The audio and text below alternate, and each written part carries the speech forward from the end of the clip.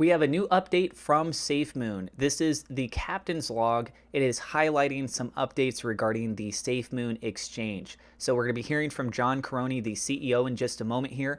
I am not a financial advisor. This is not financial advice. Everything I'm sharing is my own opinion. It's my own research. I highly encourage you guys to go do your own research. I'll have a link to this original video down in the description below, and I'll be sharing my thoughts as we go along in this video. With that being said, let's go ahead and dive on into it.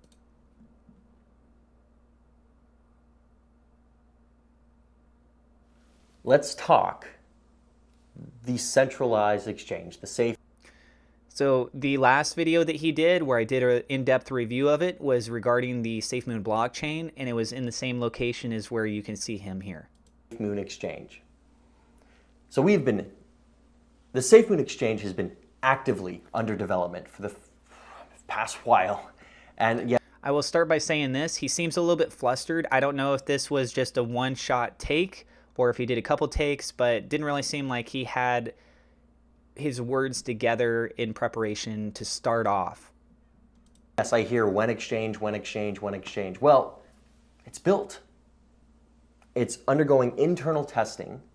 However, when he says that it's built, what I'm hoping he means by that is that it has all the functionality, the features that we were presented with before of what their goals and their ambitions were. That doesn't necessarily mean that's going to be the case. So what am I referring to? I'm referring to cryptonomics, because when you think of SafeMoon, their tokenomics that they have, they are a reflectionary token. One of the selling points is that to differentiate SafeMoon's exchange from other exchanges out there, imagine if you held a specific crypto, something that doesn't have reflections. So for example, Bitcoin.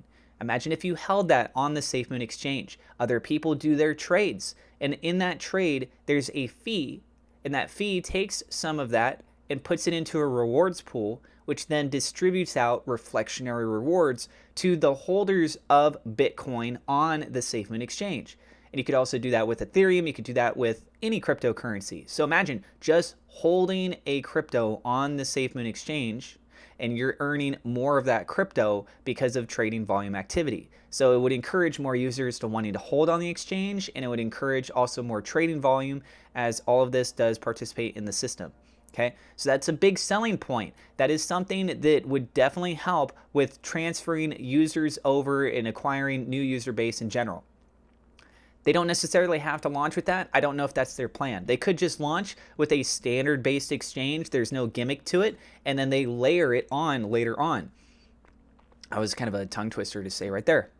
But are a lot of people going to be keen to that? I don't know. I mean, as long as the exchange goes up and there's no security risks, it's proving that people are able to do the standard trades and it performs as it should, then people might feel a little bit more comfortable coming over once they add in that other layer. But if you just launch with the whole gimmick, I don't know how many people are going to be flocking to it. I don't know what kind of security risks that there could be of hackers looking at the design, trying to find vulnerabilities, etc. So let us know what you guys think about that in the comments. We still have a lot of compliance work to complete. Now, we don't have an exact launch date for it yet, but here is a preview. And in this preview image, we've seen this before. I don't know if they've made a slight little alteration to it, but we have seen preview images months ago on the SafeMoon Exchange. He's just using this as a display as he's talking about things, which from an editing standpoint, it makes perfect sense. We are very proud of the work that has gone into the SafeMoon Centralized Exchange. Your order book, for example. And we're very excited to launch it here in the future. Now, I'm going to ask you to be patient while we work through the compliance work. And these features that you're seeing, this is very typical. We see this on other exchanges, so it's not like they're reinventing the wheel from what we're seeing here. We work through the legal work. We have no control over that process. The regulatory environment for centralized exchange infrastructure is up in the air. And I believe him when he says this. A lot of people question John about his integrity, what words he's saying. Is he actually lying to the people? Is he stealing, etc.? There's a lot of those questions going on. I'll say with that statement that he just said right there, I believe him on that. You take into account what just happened with FTX. You take into account all of the other crazy issues that happened over the course of the year.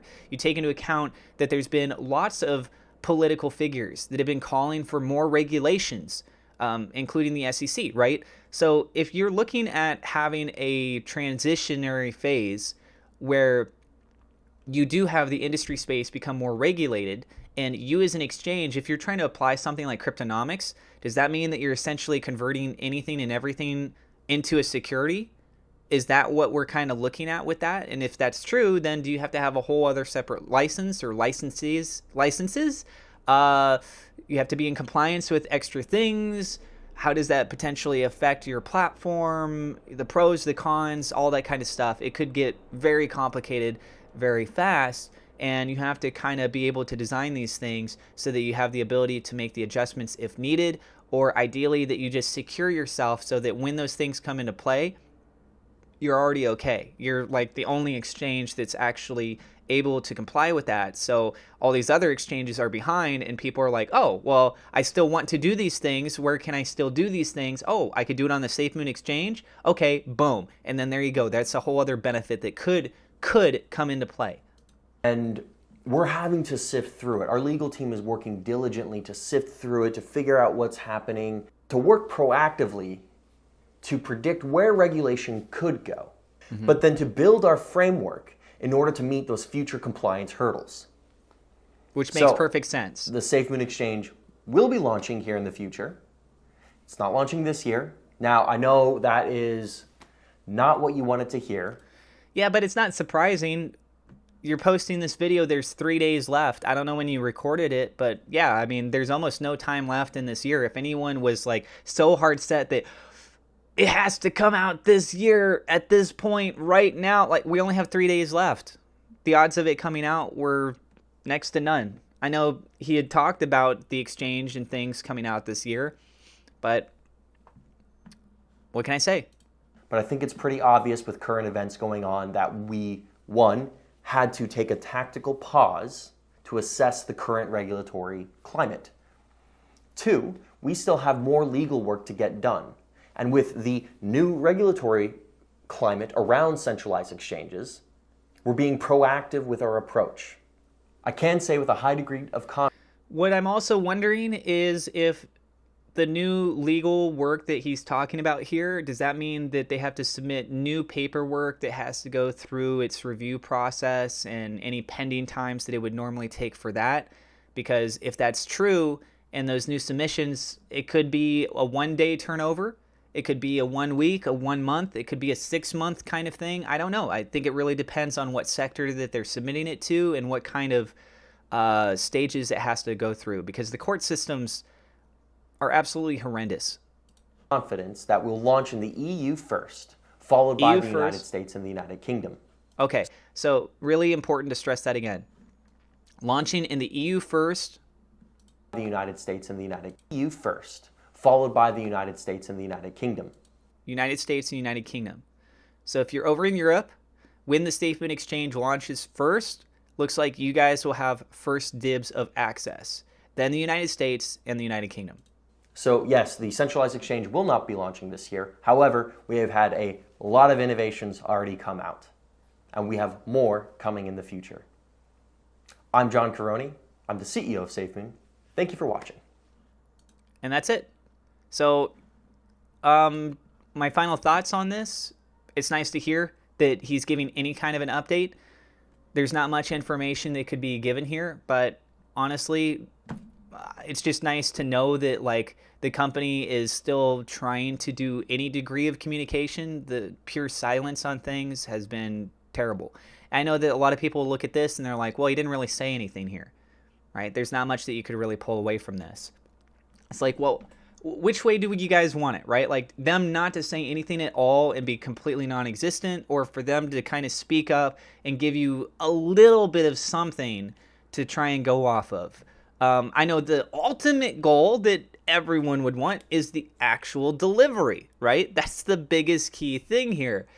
But without me being directly on the SafeMoon team and knowing the conversations that are taking place, what legal documents are they trying to submit, because we had some of that information in the past. John Crony had talked about the money transmitter license, the money service business license, the EU e-money license, those kinds of things. I was able to do some research and do some speculation into all that stuff. So there's that. But we don't really have that information of this new stuff that they're talking about.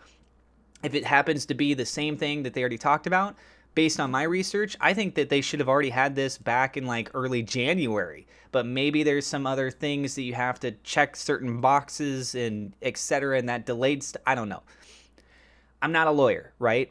Tell us what you guys think about this down in the comments below. Again, I am not a financial advisor. This is not financial advice. Go do your own research. Thank you so much to my Patreon supporters. A double shout out thank you to We Love SafeMoon.com, Victor Vegas, SafeMoon Oz for being higher level patrons. It really means a lot to me, guys. All of you guys that have been showing your support via Patreon and over on YouTube. I've been doing what I can. This is what I do full time for a living.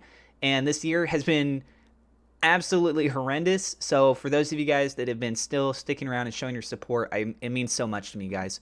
You can support Patreon for as little as $1 a month. There's a link down in the description. Thank you also to my YouTube members for your support. And if you are new to the channel, don't forget to hit subscribe, hit the thumbs up like button. God bless, and we will see you in the next episode.